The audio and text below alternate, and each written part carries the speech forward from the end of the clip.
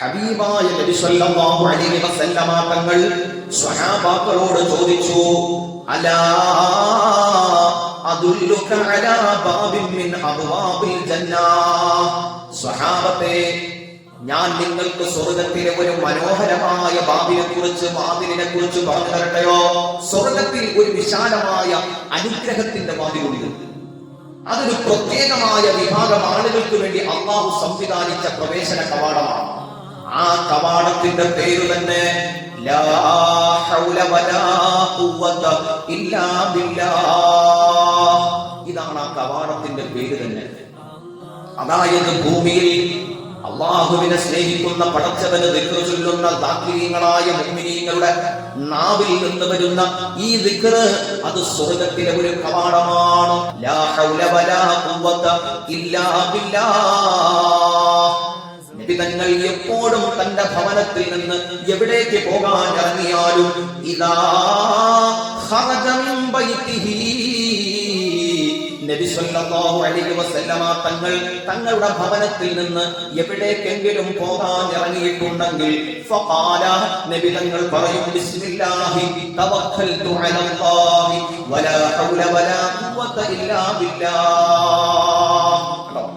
വീട്ടിലേക്ക് നമ്മൾ കയറുമ്പോ, വീട്ടിൽ നിന്ന് പോകുമ്പോൾ സുബ്ഹാനല്ലാഹ്, ഈ ദിക്ർ ഒരാൾ ശീലിച്ചിട്ടുണ്ടെങ്കിൽ, പതിവാക്കിയിട്ടുണ്ടെങ്കിൽ, അല്ലാഹുവിന്റെ വലിയ കാവൽ ആ വീട്ടുകാരനും ആ ഭവനത്തിനും അവന്റെ സ്വത്തുക്കൾക്കും ഉണ്ടാകും.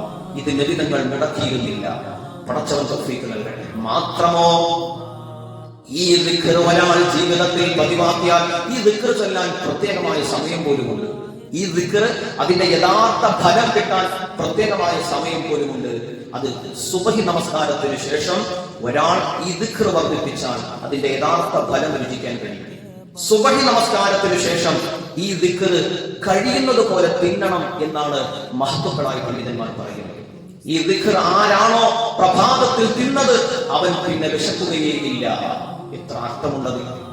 ഈ ദിക്ർ ഒരാൾ പതിവാക്കിയാൽ ലാ ഹൗല വലാ ഖുവത ഇല്ലാ ബില്ലാഹ്, ഇതൊരാൾ പതിവാക്കിയാൽ 99 രോഗങ്ങളിൽ നിന്ന്, ഒന്നും രണ്ടുമല്ല, 99 രോഗങ്ങളിൽ നിന്ന് അല്ലാഹു അവന് പൂർണ്ണമായ കാവൽ കൊടുക്കുമെന്ന് സയ്യിദുനാ മുഹമ്മദ് റസൂലുള്ളാഹി സ്വല്ലല്ലാഹു അലൈഹി വസല്ലം.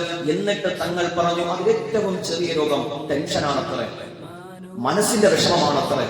ആർക്കാണ് മുഅ്മിനെ ഈ ഭൂമി ലോകത്ത് താങ്ങാൻ കഴിയാത്ത ഒരു രോഗവും അസ്വസ്ഥതയും ബുദ്ധിമുട്ടുമുണ്ടെങ്കിൽ അത് മനസ്സിന്റെ ഭാരമാണ്. മനസ്സിന്റെ ഭാരമാണ്. എല്ലാ കുടുംബങ്ങളിലുമുണ്ട്, എല്ലാ വ്യക്തികളിലുമുണ്ട്. മനസ്സിന്റെ ഉള്ളിലെ പലപ്പോഴും താങ്ങാൻ കഴിയാത്ത വേദനയും പ്രയാസവും ടെൻഷനും, അത് ജീവിതത്തിൽ വരാതെ, അത് ജീവിതത്തിൽ ഉണ്ടാകാതെ അല്ലാഹു നിനക്ക് സന്തോഷത്തിന്റെ വാതിൽ തുറന്നു തരും. അങ്ങനെയുള്ള 99 രോഗങ്ങൾ നിന്റെ സമീപത്ത് എത്തുകയില്ല. എന്തുകൊണ്ട്? ലാ ഹൗല വലാ ഖുവത ഇല്ലാ ബില്ലാഹ് എന്ന ദിക്ർ നീ ദൈനംദിന ജീവിതത്തിൽ ഇത് ശീലിച്ചിട്ടുണ്ടെങ്കിൽ, ഇത് പതിവാക്കിയിട്ടുണ്ടെങ്കിൽ, മഹാന്മാർ പറയുന്നു, സുബഹി നമസ്കാരത്തിനു ശേഷം നിനക്ക് എത്ര കഴിയുമോ അത്ര തന്നെ ഈ ദിക്ർ വർദ്ധിപ്പിച്ചാൽ വലിയ ഗുണങ്ങൾ നിന്റെ അടുക്കൽ ഉണ്ടാകുന്നതാണ്. നീ ചെയ്യുന്ന തൊഴിലിൽ അല്ലാഹു അഭിവൃദ്ധി നൽകുന്നതാണ്. നീ പോലും അറിയില്ല നിന്റെ കച്ചവടത്തിൽ ഉണ്ടാകുന്ന ലാഭം. നീ പോലും അറിയില്ല നിനക്കുണ്ടാകുന്ന റിസ്കിലെ വർധനവ്. നീ പോലും അറിയില്ല നിന്റെ ജീവിതത്തിൽ ഇത്രയും ഐശ്വര്യം കടന്നു വരാനുള്ള വാതിലുകൾ തുറക്കപ്പെടും. എന്റെ പ്രിയപ്പെട്ട സഹോദരങ്ങളെ, ഞാനൊരു സംഭവം ഓർമ്മപ്പെടുത്താം. മഹാനായ സാലിം ഇബ്നു ഔഫ് റളിയല്ലാഹു അൻഹുവിനെ ഒരു കൊള്ള സംഘം പിടിച്ചുകൊണ്ടുപോയി. സാലിം ഇബ്നു ഔഫ് എന്ന് പറയുന്ന ഒരു ചെറുപ്പക്കാരനായ സ്വഹാബിയെ കൊള്ളക്കാർ പിടിച്ചുകൊണ്ടുപോയി. സാലിം റളിയല്ലാഹു അൻഹുവിന്റെ മാതാപിതാക്കൾ വൃദ്ധരാണ്, പ്രായം ചെന്നവരാണ്. അവരുടെ മകനാകുന്ന സാലിം റളിയല്ലാഹു അൻഹു കൊണ്ടുവരുന്ന സമ്പാദ്യം കഴിച്ചു ജീവിക്കുന്ന പാവങ്ങളാണ്. അവർക്ക് സ്വന്തമായി തൊഴിൽ ചെയ്യാൻ കഴിയാത്ത പാവങ്ങളാണ്.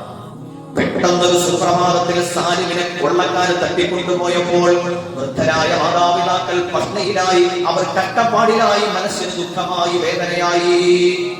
മഹാനായ ഔഫ് ബിൻ മാലിക് റളിയല്ലാഹു അൻഹു, സാലിം റളിയല്ലാഹു അൻഹുവിന്റെ വാപ്പയാണ് പുന്നാര നബിയോട് ചെന്നിട്ട് പറഞ്ഞു, നിങ്ങൾക്കാകെയുള്ള ഒരു മോനാണ് സാലിം, ആ സാലിമിനെ കുറിച്ച് ഒരു വിവരവുമില്ല, എന്റെ പൊന്നുമോൻ എവിടെ പോയെന്നറിയില്ല നബിയെ, അവന്റെ മാതാപിതാക്കളാകുന്ന ഞങ്ങളും പത്നിയിലാണ്, വല്ലാത്ത ദുരിതത്തിലാണെന്ന് പറഞ്ഞുകൊണ്ട് തന്റെ ഭാര്യയുടെയും തന്റെയും വേദനയെ കുറിച്ച് നബി തങ്ങളോട് പറഞ്ഞിട്ട് പൊട്ടിക്കരഞ്ഞു.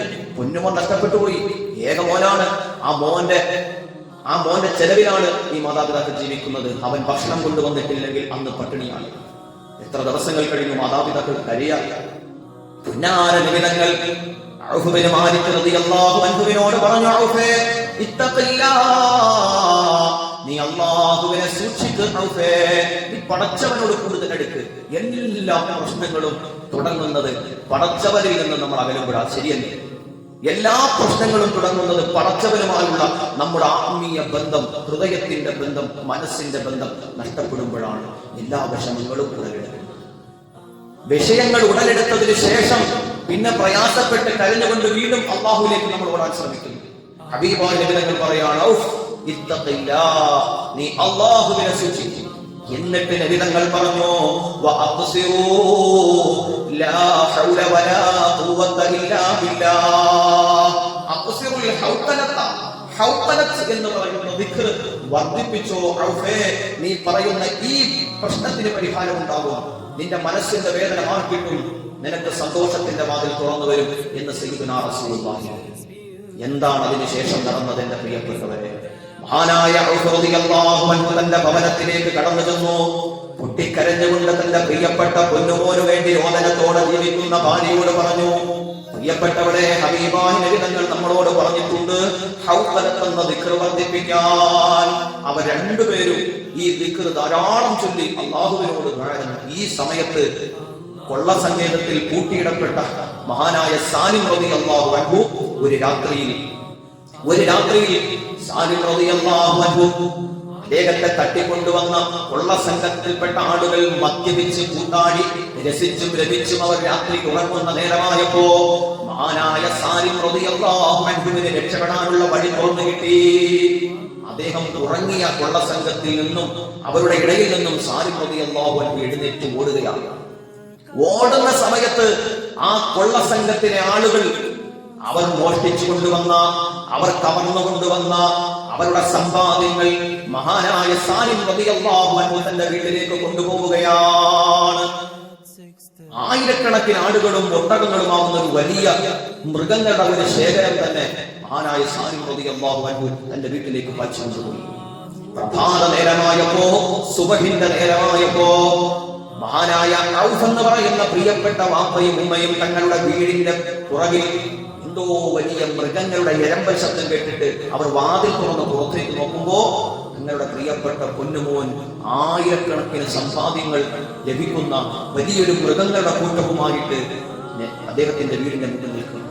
തന്റെ മോനെ കണ്ട സന്തോഷവും അതിനപ്പുറം മനസ്സിൽ താങ്ങാൻ കഴിയാത്ത വേദനയുമായി ഈ പ്രിയപ്പെട്ട പിതാവ് വീണ്ടും ഓടുകയാണ്. ഇലാ ഹദറത്തി റസൂലില്ലാഹ്, പുന്നാര നബിയുടെ മുമ്പിലേക്ക് ഓടിച്ചെന്നിട്ട് പറഞ്ഞു, യാ റസൂലല്ലാഹ്, നബിയേ നബിയേ, ഞാൻ അങ്ങയോട് ചോദിച്ചത് എന്റെ പൊന്നുമോനെ മാത്രമാണ് നബിയേ, എന്റെ മോനെ കിട്ടാത്ത ദുഃഖമാണ് നബിയെ അങ്ങയോട് ഞാൻ പറഞ്ഞത്. പക്ഷേ എന്റെ പൊന്നുമോൻ എന്റെ വീട്ടിൽ മടങ്ങിയെത്തി. പക്ഷേ എന്റെ പൊന്നുമോൻ കൊണ്ടുവന്നത് നബിയെ വലിയൊരു സമ്പാദ്യവുമായിട്ടാണ് എന്റെ മോൻ വന്നത്. നബിയെ അത് ഞങ്ങൾക്ക് അർഹതപ്പെട്ടതാണോ എന്ന് ചോദിച്ചു. ഹബീബായ നബി സല്ലല്ലാഹു അലൈഹി വസല്ലമ തങ്ങൾ മഹാനായ ഔഫ് ബിൻ മാലിക് എന്ന പിതാവിനോട് പറഞ്ഞു, ഔഫേ, അത് നിങ്ങൾക്ക് ഹലാലാ, അത് നിങ്ങൾക്ക് അല്ലാഹു ഹലാലാക്കിയിരിക്കുന്നു. അത് അവർക്ക് അനുവദനീയമാക്കപ്പെട്ട സ്വത്താണ്. ചിന്തിക്കും മുഅ്മിനീങ്ങളെ, ലാ ഹൗല വലാ ഖുവത ഇല്ലാ ബില്ലാഹ് എന്ന ദിക്ർ കൊണ്ട് അല്ലാഹു തആല നമ്മൾ അറിയാത്ത വഴികളിലൂടെ നമുക്ക് സഹായങ്ങൾ കൊണ്ടുവരും, രക്ഷപ്പെടാനുള്ള വഴികൾ തുറന്നു തരും. നമ്മുടെ ജീവിതത്തിൽ അല്ലാഹു തആല എല്ലാവിധ നന്മകളെയും കൊണ്ടുവരും. പടച്ചവനെ, ഇത് നിസാരമല്ല, ഇത് കൻസും മിൻ കുനൂസിൽ ജന്നാ, ഇത് സ്വർഗ്ഗത്തിലെ നിധിയാണ്, ഇത് സ്വർഗ്ഗത്തിലെ ഏറ്റവും വലിയ സമ്പാദ്യമാണെന്ന് സയ്യിദുനാ മുഹമ്മദ് റസൂലുള്ളാഹി സ്വല്ലല്ലാഹു അലൈഹി വസല്ലം. ഇത് സ്വർഗ്ഗത്തിലെ ഏറ്റവും വലിയ നിധിയാണ്. ഈ ദിക്ർ വർദ്ധിപ്പിക്കണം. തിന്നാൻ പറ്റുന്നിടത്തോളം ഈ ദിക്ർ വർദ്ധിപ്പിക്കണം. അല്ലാഹു തൗഫീഖ് നൽകട്ടെ. അലയുന്ന നാളിൽ ഏറ്റവും വിലയുള്ളതാ തിന്നാത്തവൻ വല്ലാഹി കൈ കടിക്കുന്നതാ. ഈ ദിക്റുമായിട്ടൊരു ബന്ധവുമില്ലാതെ ഇതിനെ വിസ്മരിച്ചു പോയവർ കൈകടിക്കുന്നൊരു നാൾ വരും എന്നാണ്. ഇത് തിന്നവർ തീർച്ചയായും അവർ പുഞ്ചിരിക്കും. ഈ ദിക്ർ ജീവിതത്തിൽ മുറുകെ നിങ്ങൾ ആയിരക്കണക്കിന് ദിക്റുകൾ ചൊല്ലിക്കോ, നിങ്ങൾ ലക്ഷോപലക്ഷക്കണക്കിന് ദിക്റുകൾ ചൊല്ലിക്കോ. പക്ഷേ ഈ ദിക്ർ ഒരാൾ ജീവിതത്തിൽ നിലനിർത്തിയാൽ അവൻ പുഞ്ചിരിക്കും. ഈ ദിക്റിനെ വില കുറച്ച് കണ്ടവർ കൈകടിക്കും. പടച്ചവൻ കാത്തുരക്ഷിക്കട്ടെ.